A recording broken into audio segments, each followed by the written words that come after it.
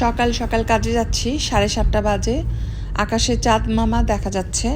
চাঁদটাকে দেখে অনেক ভালো লাগলো, অনেক বড় ছিল। এত সকালে চাঁদ দেখব ভাবতেও পারি নাই দিনের আলোতে। তো যাই হোক, ছোটোবেলার কথা মনে পড়ে গেল। বাড়ির উঠানে যখন আমরা খেলাধুলা করতাম গ্রামের বাড়িতে, তখন মনে হতো চাঁদটাও আমাদের সাথে হাঁটছে।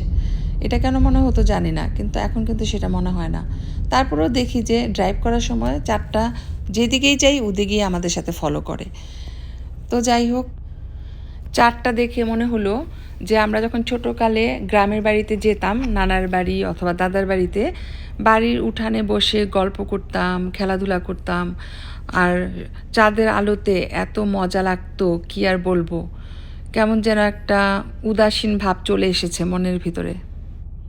থাক, এখন আমি বাস্তবে ফিরে এলাম, কাজে যাচ্ছি।